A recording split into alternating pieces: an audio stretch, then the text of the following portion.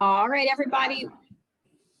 It's just about to hit 12 o'clock, and I think we're okay. Just a reminder to mute yourself so we can all focus on the presentation today.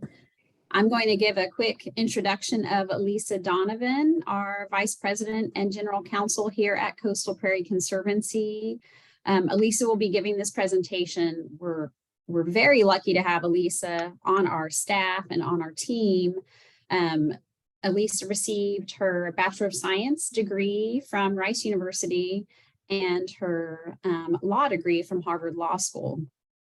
And she brings over 20 years of experience handling business, real estate, and energy matters before joining our team back in 2017. So Lisa's been with us for 6 years, and a large part of her responsibility and her passion is expanding conservation easements in Texas. Because Texas is such a predominantly privately held state, easements are a very powerful tool in land protection, particularly for states like Texas. So being able to educate and work with landowners as partners in conservation is really important to us. And today's workshop is to educate all of us even more on this important tool. There'll be a live poll during this presentation, which is really fun. So it will be interactive. And we'll have a little bit of time at the end for questions. You can also, as you think of them, put questions in the chat and we can get back to you if we don't have time to answer all of those today. But please participate in the poll. It'll be fun. You can do it via the link on the web, or you can text 22333 on your phone and then type in Elisa Donovan 138. So either way, you can participate via text with the live polls or on the web on your phone or on your computer with the live polls. All righty. So with that, Elisa, I'll turn it over to you. And also just an FYI, we are recording this presentation. Great. Right. Well, it's really fantastic to see such good attendance for this. It's really fun to see people interested in easements. You know, it's clearly something we all want to do, and there's a lot of misconceptions, and sometimes we get all in the weeds about easements and we need to take it back, you know, have some take us to school and have the basics about easements and what they're about and why we do it. So thanks for the introduction, Bethany. I also want to note that Marianne Piacentini, our president and CEO, is also on the call. So she's you know, obviously an expert and has been doing this for over 25 years, and so has a lot of expertise as well. And so as Bethany said, if there are any, you know, questions, please let's make this interactive and to get them answered in the chat. You know, and we can also follow up after the fact. We have, you know, my email and this website, and there's contact ways to contact us, so we can always you know, give more information. And Elisa, I'll interject one more time. Are you the host? Are you able to mute everyone? I am the host, but golly, do I know how to mute everyone? No. Let me see. Elisa, I think if you go to the participants, it should allow you to mute it with a right click, I think. Oh, like I can mute particular participants, but that's the challenge. Yes, but I don't think you can mute everybody. Mute all. Here you go. Okay. That felt very powerful with that. Hopefully everyone can still hear me, and we'll have to figure out how to unmute everyone. But well, Elisa, if an individual wants to talk, they can unmute themselves. So when they get ready for a question, they can raise their hand or they can use the reactions, which will allow you to raise your hand. And that way we can have a sort of conversation with people. Okay, so I'm not all powerful. Thank you for being able to unmute yourself. So thanks for the introduction. So Elisa Donovan, And I'm with the Coastal Prairie Conservancy, and you might have heard of the Katy Prairie Conservancy, and we changed our name last year to better reflect our expanded mission that is not just on the Katy Prairie, which is immediately west of Houston, but also in a broader 9-county region in Southeast Texas. We have been around since 1992 and working on conservation, both through conservation easements and land, and we'll get into a little bit about what that means, have land ownership versus an easement interest.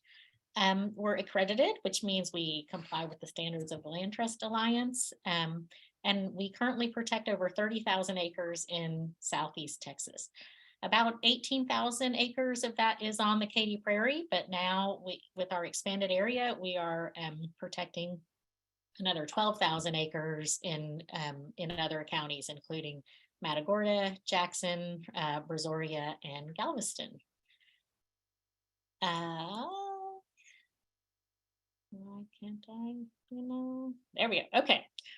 So we want to see why you guys might care about conservation. So this is our first poll. We already have a few ideas about why conservation is good. So I think some of you might have seen that on the desktop version. But if you're operating on your phone, you can just text in, what is it that you care about and why are you interested in conservation?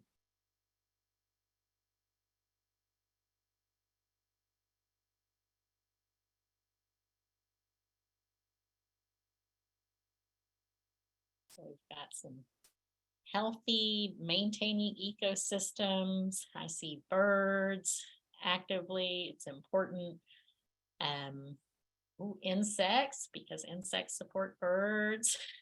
Grandchildren, these are great answers. The future.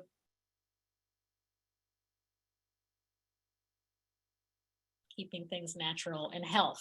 Health is such a big part of natural lands. Right. Okay, we'll close this up in just another 1, 2, 3, 4, 5 seconds. Okay, well, thank you for that. We too care about conservation, and we have a number of other organizations that are in the region that have come together in the interest of conserving our coastal prairie landscape. And you can see there's a long list. I'm not going to read them all, but we have a variety of educational institutions, government organizations, other land trusts that are operating in the region, other environmental nonprofits, whether they promote sort of bird habitat or even hunting interests, Texas Parks and Wildlife. As we work through the years, there's a lot of interest. And so how can we come together to, more directly impact conservation? And so we established this Texas Coastal Prairie Initiative. And the purpose of this is to sustain the coastal prairie ecosystem. It provides funding to private landowners that want to protect their land or to implement habitat management practices that will benefit the local coastal prairie wildlife. And this was all funded through an award by NRCS through its Regional Conservation Partnership Program. So I want to thank NRCS and acknowledge that this program is supported by their funding, and thanks to them, we're able to do this work. Without, lands and habitat, we can't support some of our, most iconic species. And so when we designed the Texas Coastal Prairie Initiative, we really looked at some of the different species that use these lands. We have grassland birds, there's waterfowl, there's some animals that need the wetland type areas, others need, like a riparian, which means streamside or riverside. And so our Coastal Prairie Initiative covers all of those ecosystem types. It doesn't have to be grassland, doesn't have to be wetland. It could be a mix of, working lands, some natural areas. And so that's the purpose of this initiative. And as part of that, we are seeking conservation easements on contiguous protected areas between 5,000 and 20,000 acres. Because if you have habitat and it's broken up and you only have 100 acres here and 100 acres there, it really just doesn't sustain the ecosystem. So we're trying to be strategic, work with landowners to ensure that we have bigger landscape level protected areas, and especially those areas that have natural native grasslands, wetlands, and special habitat that really are relied on by the wildlife. And so we've defined some priority and focal areas. And now this is the poll. I'm not sure if it's going to work, but we'll see. If you have to be on a desktop, so I'm sorry if you're on a mobile phone, but if you're on the desktop, you can put a pin, because I just love to see where everybody is located and to see where our group is coming from. Oh, we have someone up in Austin County.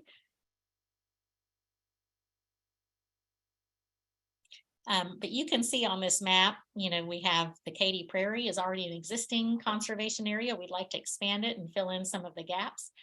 There are some preserved refuge lands down on the coast, but there's a lot of great land that is really under severe threat of development. And if we don't, act now, those areas are, at risk of being subdivided, and that habitat to be lost forever. And then in between the coast and the Katy Prairie, Fort Bend County, Wharton County, there really is just not that many areas that have been conserved with either, state, federal parks or easements, and they are being developed so quick. If you drive out there, you will see the new roads coming in, the new developments, carving up the large ranches into what we call ranchettes, where they're just little small 5 or 10 acre homesteads, which just don't support, agriculture, working lands, or wildlife. Well, thank you. We have a good little split. We have some in Harris, Austin, Colorado, Fort Bend, Brazos, and then a little further down the coast.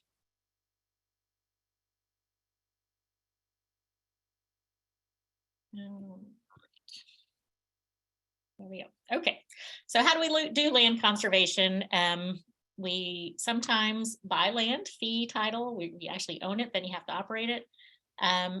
Possibly a donor might have some land that they want to donate to a land trust so that they can keep it. Sometimes they're called trade lands, where you might have land that's not maybe the best conservation property, but it could be donated, and then we can swap it for some sort of more strategic lands, or conservation easements. And really the focus of Coastal Prairie Conservancy and many of the land trusts is on conservation easements. And so what does that mean?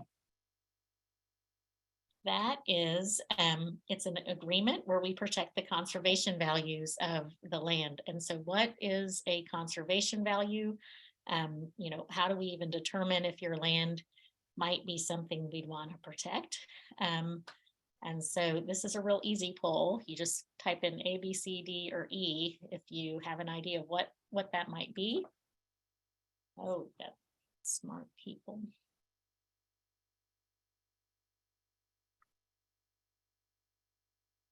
Well, everyone got it right. If that's the answer, I see 100%. Okay, natural wildlife habitat. Yep. Oh, change your answer. That's good. So right, there's open space, natural wildlife habitat, cattle ranching, farming. Those are all uses that are values to the public that are worth protecting. And so it can be anyone or all of the above to be considered a conservation value of land that would be sort of worth protecting under an easement.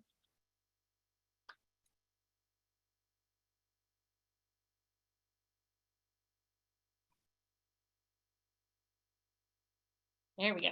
Okay, so open space, everyone kind of has an idea of what that is. It's just not having buildings and infrastructure. Just let's have some open space.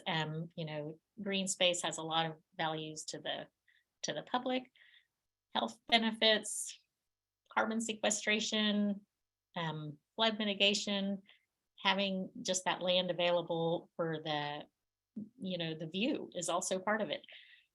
These conservation values include natural habitats of fish, wildlife, plants, could be agricultural use, farms or ranches. There are some easements that protect historical and cultural assets. We haven't tended to do those, but there are other areas of the country where that's a really important way to use an easement to protect, like a historic structure. And then the view shed.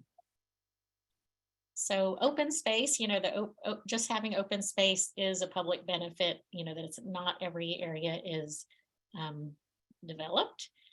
And then the natural habitats for fish, wildlife, and plants. We will look and say, okay, is this habitat for rare, endangered, threatened species? Is this a high quality ecosystem?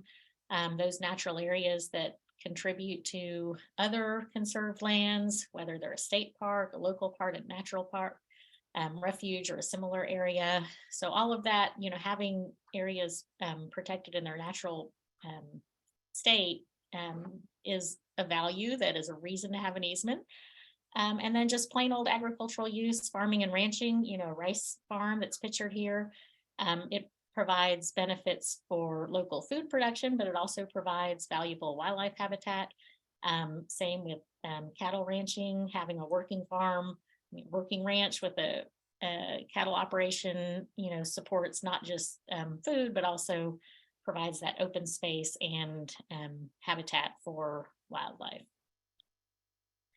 And then scenic view shed may also be a reason. This is a picture from a hill country property. I think the scenic view sheds are maybe a little more relevant when you're up on the top of a hill, like Enchanted Rock. There they use conservation easements to make sure when you climb all the way up to the Enchanted Rock and you look out on the landscape, you don't just see rooftops, you see some, open spaces and trees and sort of natural rock formations. But we do have scenic view sheds and, even on the flat coastal plain, from roads or from even from the waterway, to have some undeveloped open space as part of that scenic view shed.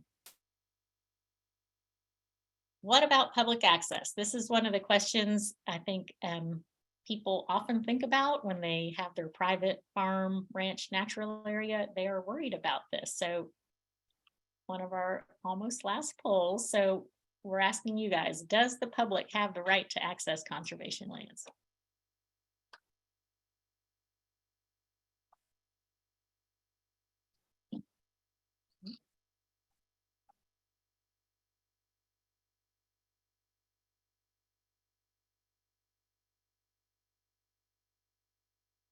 True, got a few trues and some falses.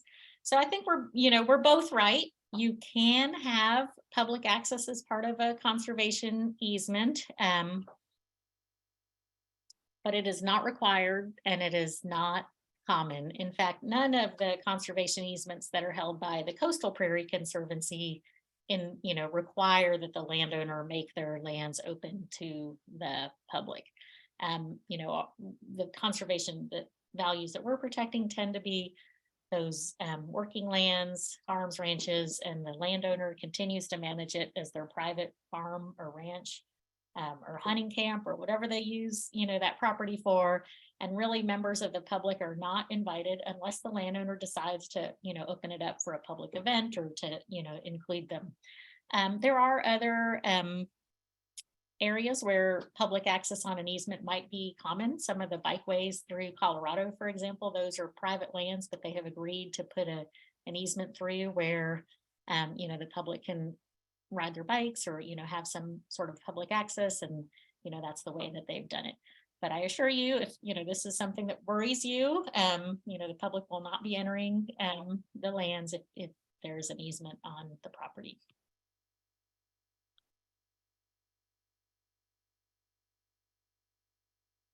So how do conservation easements work? Basically, it is a real estate transaction and the landowner is transferring a property right. So I don't know if any of you, have bought or sold any real property, whether it's a house, a condo, some open land, but, there are a number of steps that have to happen for that to come to pass. First, for real property, for an easement, we need a survey. We need to know exactly what area will be covered by the easement. We work through a title company, just as you do when you might buy or sell a house, that looks into the title to make sure that the ownership is what it is. We see if there's any, encumbrances or limits or, that might impact what is on the property. And then we have an appraisal as a accredited land trust. We need to obtain appraisals to make sure that we're paying, no more than the fair market value if there's a payment made, and often our government sources of funds require appraisals.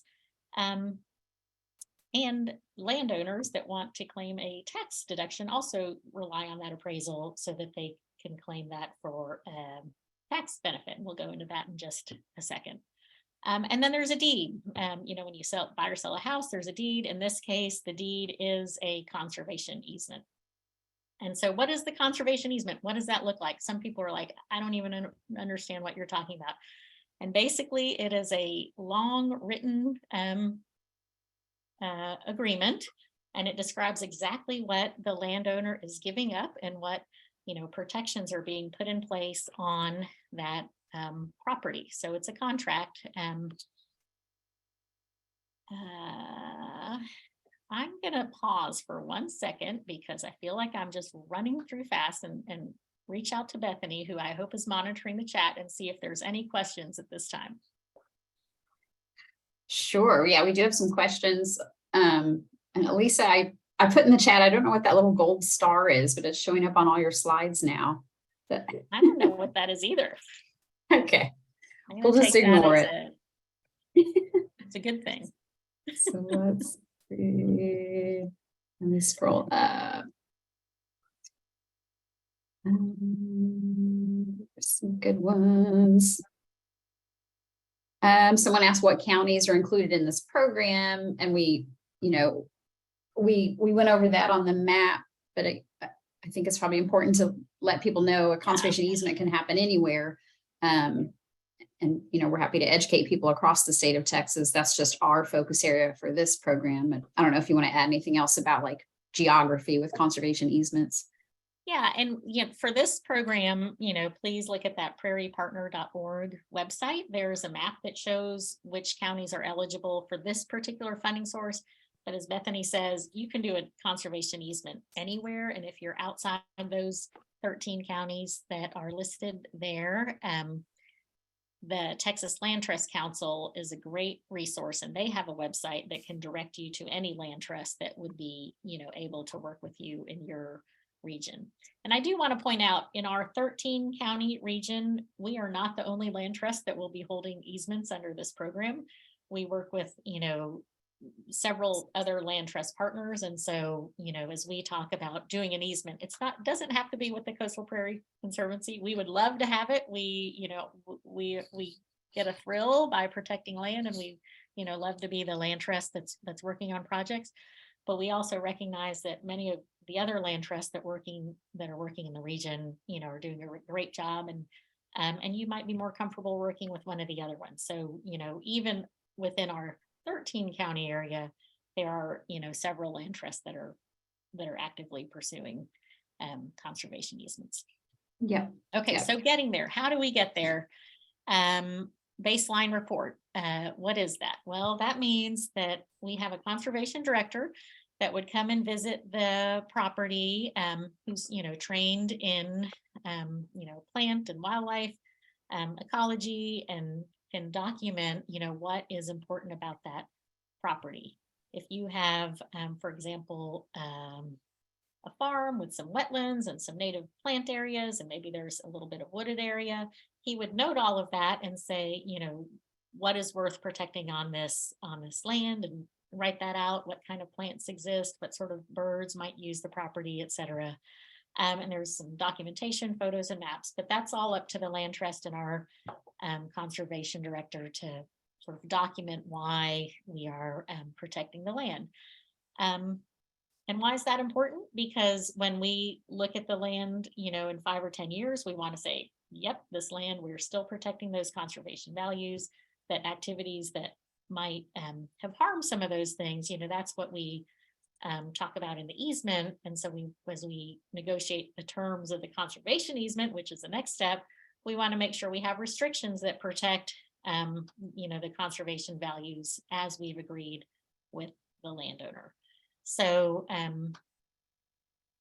we have limits on construction and other uses that might damage those conservation values, and those are all written in the contract or the conservation easement agreement. And then we have reserved rights.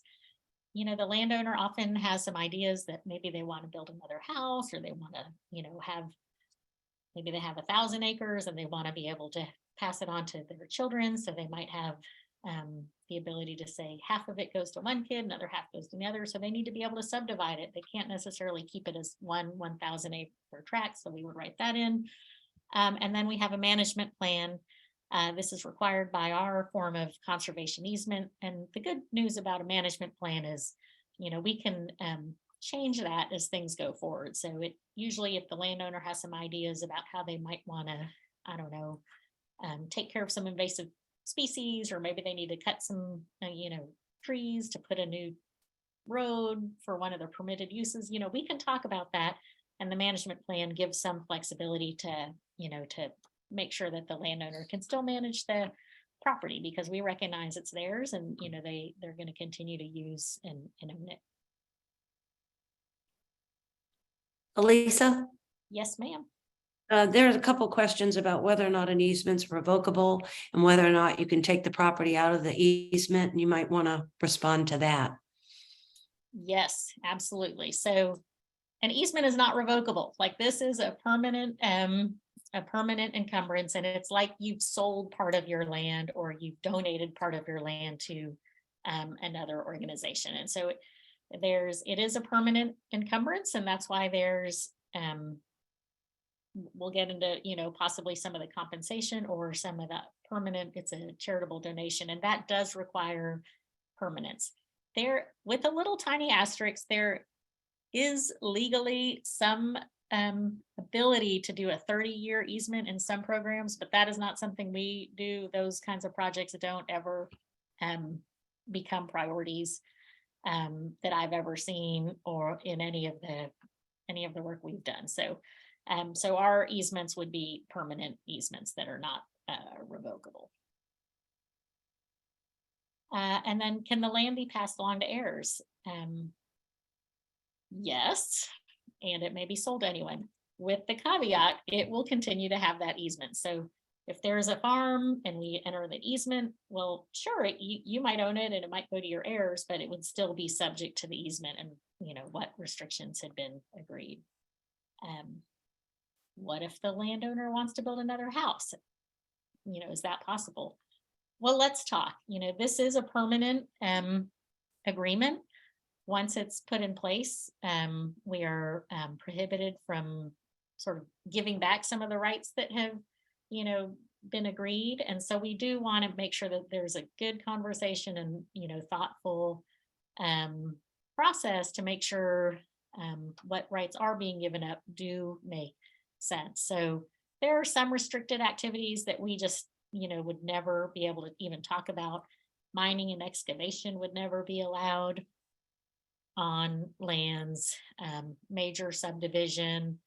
You can see this little plat. That's some land on some property owners had some plans to carve that up on the Katy Prairie. So we're, working to make sure that doesn't happen. Commercial uses, well, that could be discussed. There are some commercial uses that may be okay, clearly agriculture or farming. There could be commercial leases to do that kind of work, or to do commercial hunting. We have a fantastic easement on a really lovely piece of property in Matagorda County, where there's this beautiful hunting lodge, and it's a commercial operation, but we knew that was happening. That's consistent with operating the land for wildlife habitat, and so that's a commercial use, and it's okay. So we just so that we can discuss that, and then other restrictions that depend on the conservation values being protected.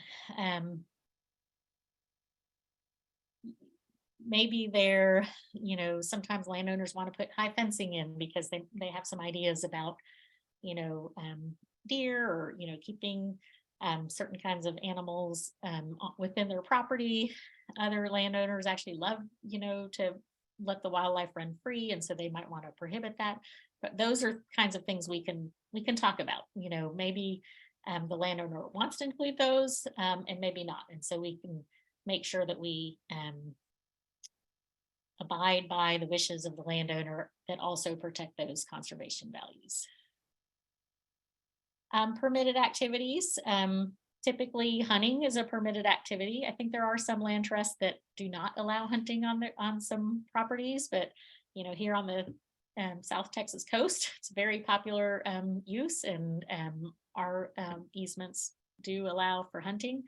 Agriculture, we might want to look at if you have a native prairie, perhaps it shouldn't be plowed up into a cornfield, and maybe we would limit the agriculture to cattle grazing for that kind of property. So that we'd want to discuss that.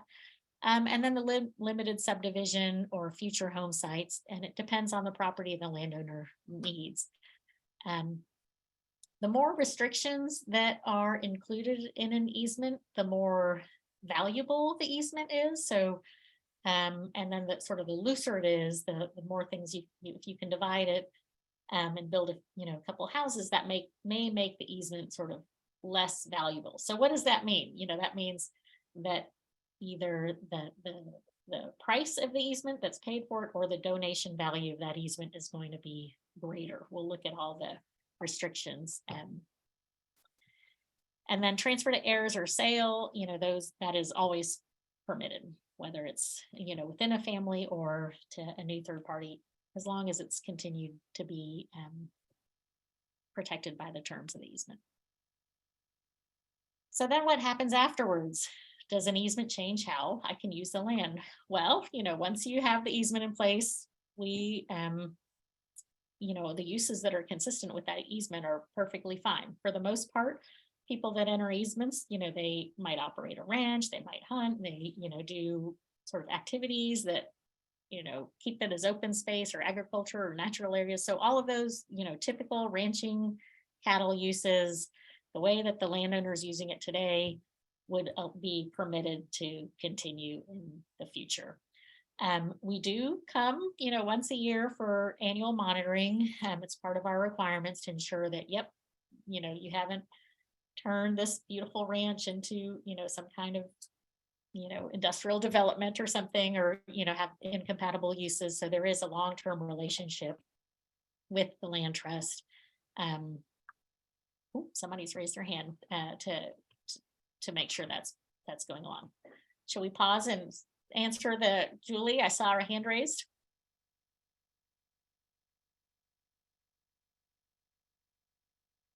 I think you have to unmute if you're not.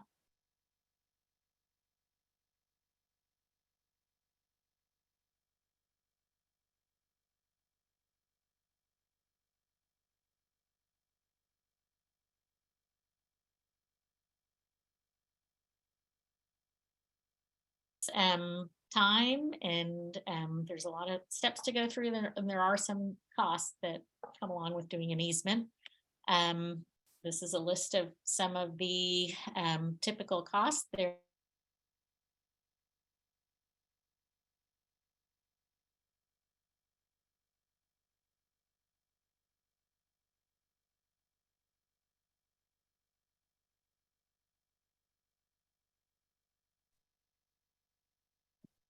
Okay, I'm back. I don't know what happened. Sorry, this is my computer said internet unstable and then it dropped me off, but I'm back. Apologies. So hopefully you can hear what I was saying, but there's an appraisal. There's legal fees. We do advise that landowners, engage an attorney to advise them, this is an important property. Usually it's pretty valuable. So you want to make sure you have proper legal advice.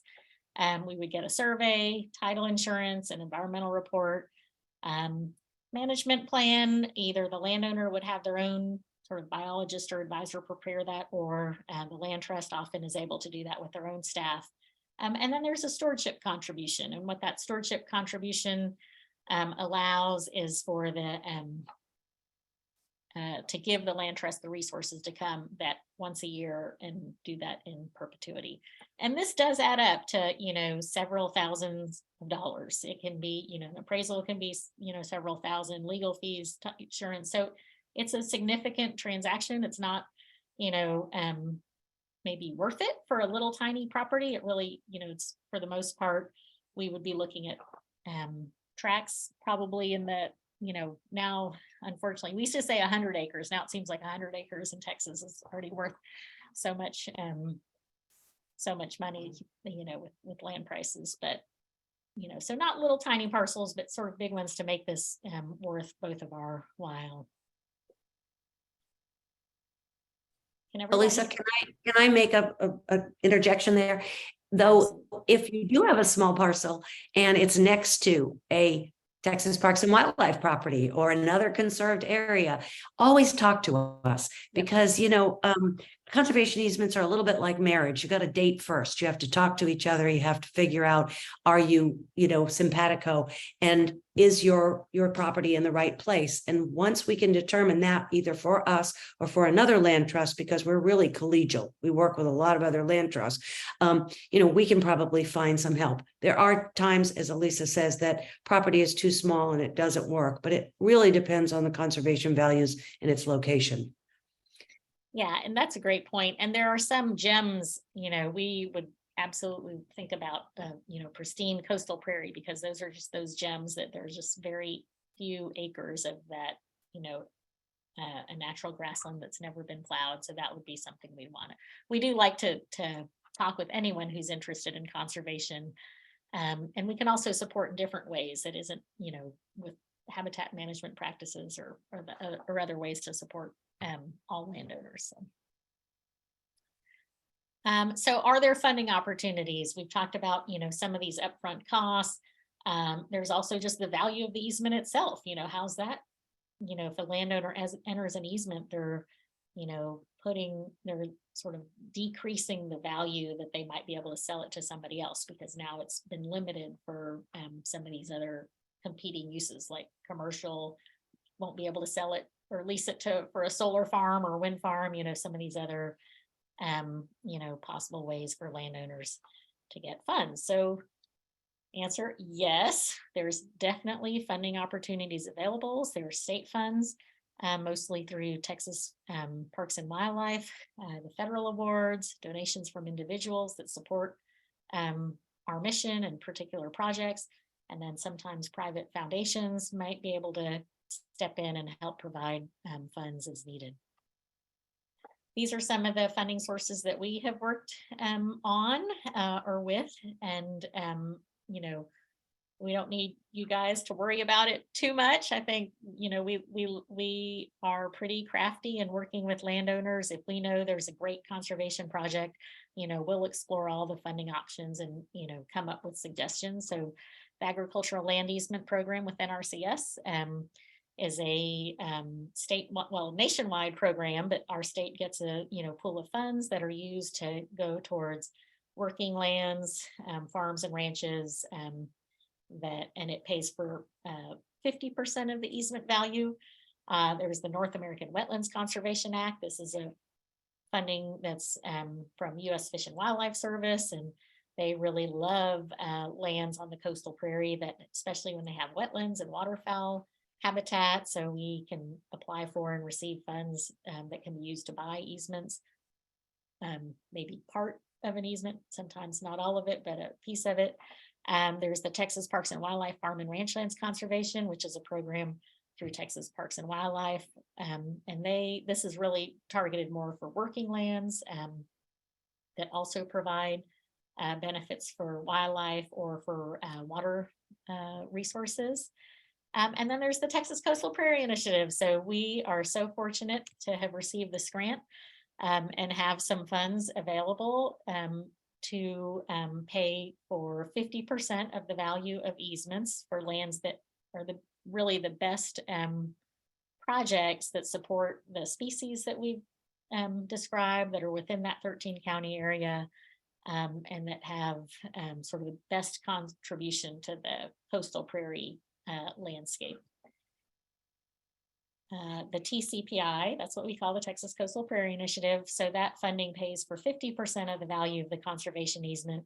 And then the remaining value would either be donated by the landowner, or, we have to go out and seek some other funding sources that might be able to help. This is a little bit in the weeds. It says no AGI. So some of you might be familiar with NRCS requirements, and that agricultural land easement is one example. If the landowner makes too much money, they're just not eligible to receive cost assistance from the federal government. But you can get a waiver. And the good news is, for the Texas Coastal Prairie Initiative, we have a blanket waiver, which means we don't even need to ask. Like, it's already in existence. So we can work with landowners, whatever their tax returns might have shown over the last few years. So that's great news. And then the donated easements, there are some significant federal tax benefits. This is a little bit in the weeds, but let's just leave it at, you can make some great deductions, because the value of an easement could be significant, and that can be taken as a charitable contribution and reduce your federal income taxes. And not just for the year of the donation. Oftentimes a charitable donation for an easement can be quite a bit of money, and you can carry that deduction forward for 15 additional years, which is a really generous tax benefit. Qualified farmers and ranchers, meaning you earn more of your income from farm and ranching activities than from others, and you'd have to talk to your accountant about that. They actually can get 100% of their income deducted again. So they end up paying no income taxes until they use up that easement deduction. This is a quick example of how that donation might work for an easement. So you take the value of the land before you have the easement, then the appraiser would look at all the restrictions. Gosh, you have a 1,000-acre ranch. You might be able to divide it in one, build another house, but you're never going to be able to, do some, a sand pit or some of these other uses. So that's changed the value of the land. And so they'll take the difference.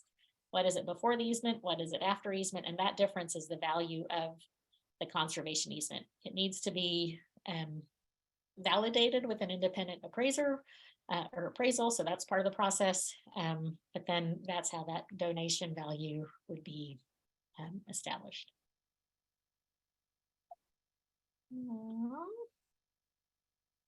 And then what are other benefits to the landowner? I think, there are obviously the financial benefits, whether it's a cash payment for entering into an easement or being able to take that charitable donation. Oftentimes it's a combination of both of those things. There's also just working with a land trust, you'll find that you will learn about your property, things you never knew. Most of the landowners that we work with, they are thrilled when they get a report that sort of shows what's special about the plant communities or some of the wildlife that might use their property, and they just become educated. Mostly the landowners that we work with are interested in conservation, for whether it's for wildlife or for other reasons. And so just going through the process is, I think it's just eye-opening, and landowners often appreciate that. You also get the expertise of our, working with the different funding sources and sort of helping to put together a deal that would work for you and your family and your, future plans for that property. And then if you're able to convince your neighbors, we could do a landscape protection where we have, different easements that are next to each other, and you are, assured that we can protect sort of a bigger landscape area. It clarifies your wishes for the land. Oftentimes the people that we work with, they don't want to see their land, broken up or sold, and they care deeply about the wildlife that use that land today, and just want to be comforted to know that it's going to be there in the future. Whether it's for the owl that nests in the tree, or for the, the deer that grow up in, the back pasture, there's just a real attachment that landowners have to the spaces that they've, taken care of. And especially when it's been in their land, in their family for, more than a generation. And it's a way to preserve that legacy for our children, and to know that that land will exist as you wish, even after you're gone. So that's kind of the big overview, and I'd love now we can take some of the questions in the chat. You can also use the poll or the text and write them in here, and they'll come up on screen. So So Marianne and Lisa, Bethany. we do have a lot of questions about oil and gas leasing, about condemnation, also about annual monitoring. What does that entail? And I think you gave a great overview about the financial benefits. I think you've covered that, because people, but they are interested in also learning, does this reduce your property taxes as well? Okay, I'll take the easy one. Does this reduce your property taxes? So property taxes really have to do with how the land is used. So if you're in agricultural, 1D1 valuation, you've already reduced your taxes to that land use. Similarly, wildlife habitat, you can have your property in a wildlife habitat plan, and that the county will look at it and say, and give that sort of lower exemption because it's continuing in an agricultural wildlife use. Usually the easement doesn't make a difference. If for some weird reason your 1,000-acre ranch is not in an agricultural exemption, it has a super high fair market value, and it's being taxed as such, then certainly putting the easement on it that devalues it could impact your taxes. But for the most part, the agricultural or wildlife use at the county level is going to be what determines your taxes. I hope that answers that question. Yeah. And an additional question to that is, who pays the taxes? The landowner continues to pay the taxes. Yeah. So really, it's the landowner is operating their farm or ranch as they would normally do. They continue to pay to manage it. They make the decisions about, I don't know which friends get to come over and use the land, whether you have, within the easements, if you want to have, Angus cows versus Hereford versus whatever, that's all the landowner. They still get to manage the land. It's their ranch. We're not going to be in the business about that, unless it's something that might damage the conservation values. If the landowner decided to take all the cattle off and, put 1,000 goats on it, that might be damaging to native grassland. So that would be something that we'd address in the management plan. Continuing sort of regular ranching cattle operations within sort of the management guidelines would be all the landowner decisions. I hope I answered that properly. As to condemnation, it's a fantastic question, and it's definitely something that landowners should be aware of. If there's in that example that I had, I don't know if you noticed, it's $2,000 or $2 million was our example for the value of the land before the easement, and then after it was I think 1.4 million. So in that case, it was a 30% of the value was ascribed to the easement, and the other 70% now is left with the landowner. So there was a deduction, whether they took a tax deduction or they got compensated that 30%. They've effectively given up that 30% interest in the property, or the value in the property. And so if there's a condemnation, first constructing, for example, a new pipeline or a new power plant across the property is a prohibited activity. That would be something that is not consistent with the conservation values. Building, a transmission line through the land would, impact the viewscape, some of the habitat, et cetera. So that's the sort of activity that we would say, that's not allowed. But power companies and pipeline companies have the power of eminent domain. They may still come in and condemn and put that land through. We'll be there by the landowner's side saying, we don't want you to do this, and we'll, we object to this, but we're not all powerful, and we can get condemned when, with an easement, just like the neighbor can. Sometimes they avoid conservation lands because they don't want the, to have an environmental, nonprofit there, raising a stink about condemnation, right? But legally, they can still do that. And if that happens and there's a payment by the pipeline or power company, those proceeds would be shared with the easement holder.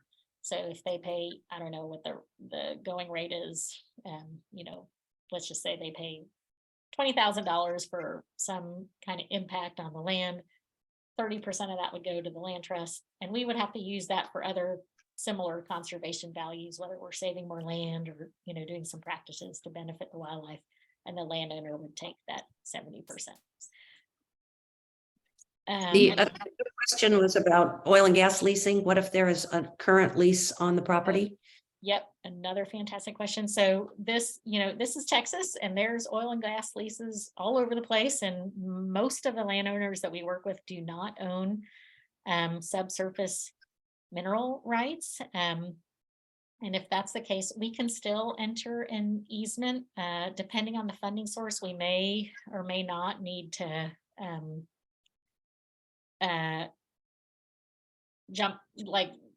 deal with that. So for example, if there's designated drill sites, that's the best, so that we know if there's going to be some active mineral exploration, if we can say it's only going to happen on these, designated drill sites, we can sort of take those out of the easement if it's certain funding sources and deal with it that way.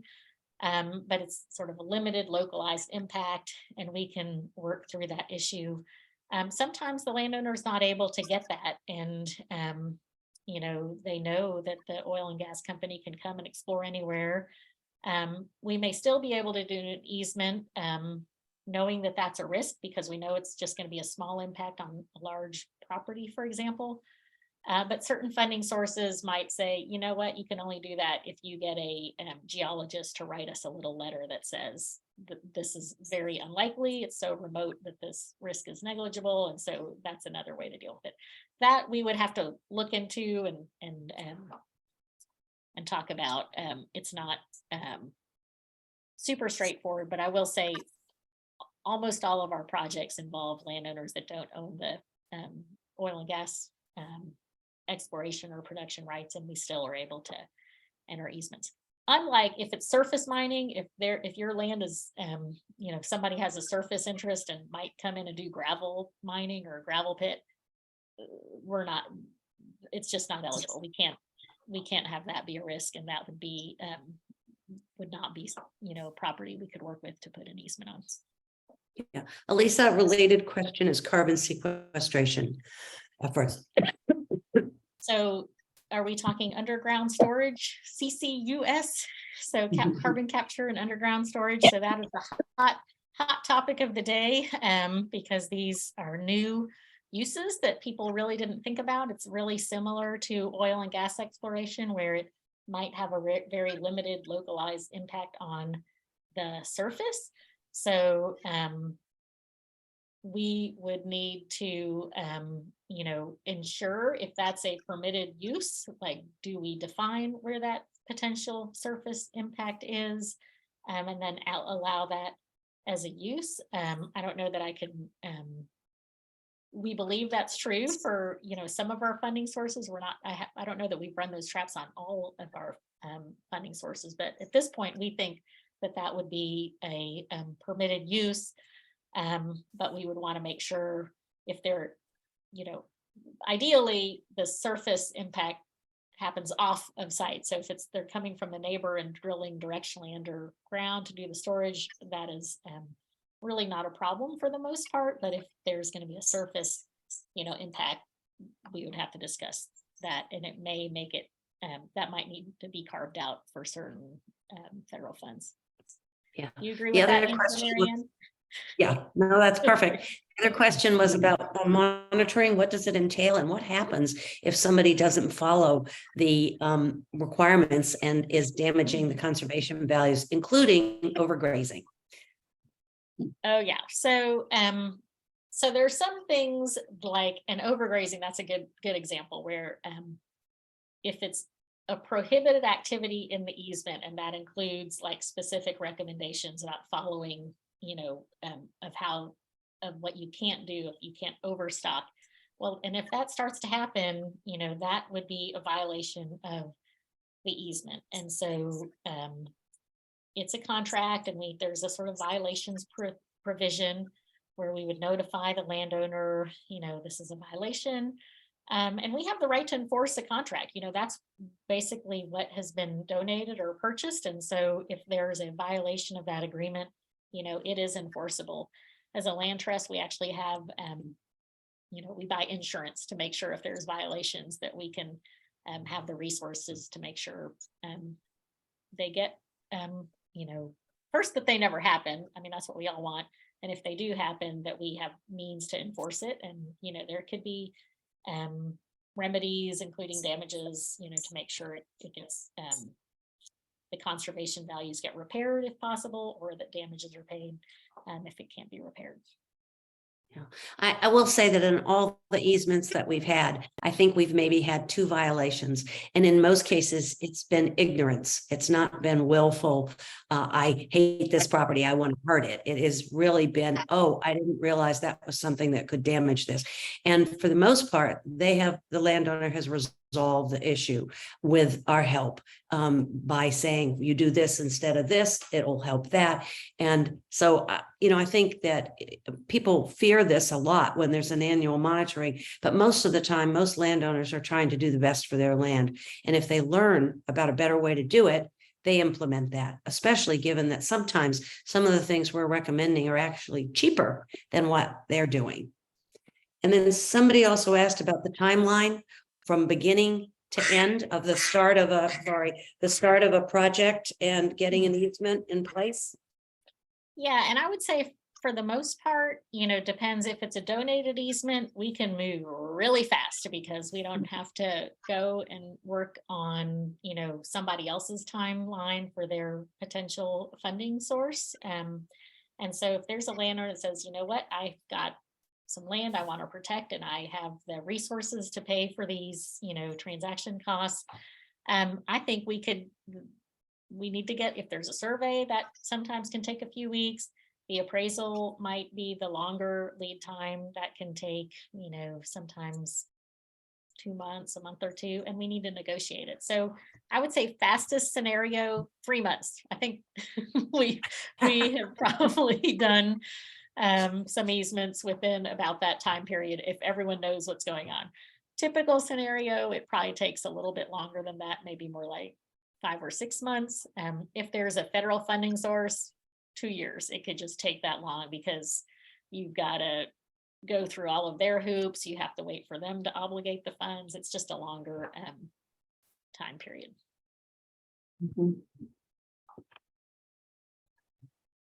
I liked the question on the screen. Do we, the land trust, ever, provide any restoration help?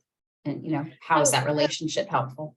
Yeah, that is super. So one of the things that we often do for landowners is, connect to other resources that would help them manage their lands. So for this Texas Coastal Prairie Initiative, we have funds that are not just for, helping to buy conservation easements, but we have funds that we can provide free technical assistance to a landowner. So if they're within this 13 county area and they want to, think about, gosh, how can I improve my land for the benefit of some of these species? Maybe they want to do an enhanced prairie, seeding, and maybe they want to do some prescribed burns, or they want to enhance a wetlands area, or maybe they just want to graze, better, more rotational grazing will boost the biodiversity. So they want to actually put in some cross fencing. There are resources where a person will come out and visit with them for free, give them some good advice, and then they can apply for and possibly get some financial assistance to implement those practices. So we are happy to do that. When we have land under easement, we are encouraging landowners to be good stewards, and we are happy to help them. We have a lot of connections to that. Shannon mentioned when we talked about carbon sequestration, best approach for that is planting native. She said, conserving the prairie where it exists. Grasses, forbs, and soil biology do all the work that big fans do without burning the extra energy. There's also a question that Julie asked, and are all the upfront costs like survey, appraisal, et cetera, actually part of your tax deduction, or do they just come out of pocket? You need to talk to your financial and tax advisor about that question. My understanding is if it is a requirement of the transaction that it is not tax deductible. The stewardship contribution, we generally is tax deductible, is it's a contribution to us to ensure that we have those resources. But I don't want to give anyone any financial or tax advice because I'm not allowed to do that. And maybe one last question. It says, is the property assessment value at the time the easement is granted frozen for life for property tax purposes? No, yeah, it's not. So, it will, what often happens actually is once an easement is granted, it will still have value and people will see that it's preserved as, this sort of special wildlife conservation property. And some people are just interested in that. And so, the value might go up even after the, donation or easement sale, and, taxes will be assessed accordingly, and still the wildlife and ag, exemption will apply. So, Yeah, in other parts of the country where easements are a lot older than they are in Texas, people have seen the acceleration of their property values, especially as development encroaches, because people want to be in a place where they have lots of space. And so that even though you get that deduction, maybe 5 years from now, when you sell it, you might get the accelerated value or the increased value. And then there was a question about potential coastal resilience benefits. And we do look at that in terms of conservation value, especially on properties that are on the coast. We're looking at sea level rise, we're looking at climate change, we're looking at if that property is resilient and can withstand those kinds of threats. Those properties tend to be more attractive for permanent protection.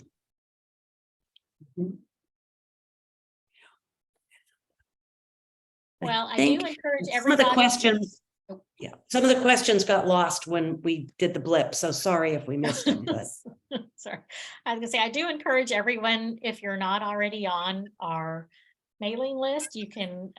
coastalprairieconservancy.org is specific for the coastal prairie, and we have, in addition to land conservation, we have different kinds of programs where you can come visit, volunteer. So you can look at that on the website, and then the prairiepartner.org, which has more information specifically about the Texas Coastal Prairie Initiative. And if you're, a landowner that's interested in being contacted, whether for habitat management, to get some of that free technical assistance to come up with a plan for what you might want to do, please just go ahead and put in there. We're not, it's obligation free, and you might learn something and you might get some help that you didn't even know was available. And we'd love to stay in touch if there's, future programs.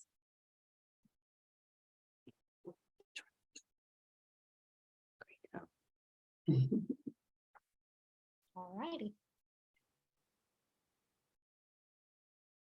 I think with that, thank you, Bethany and Marianne. Any last parting words? Nope, you did a great job and lots of good questions. Yeah. Thanks, everybody. Yeah. All right. Bye.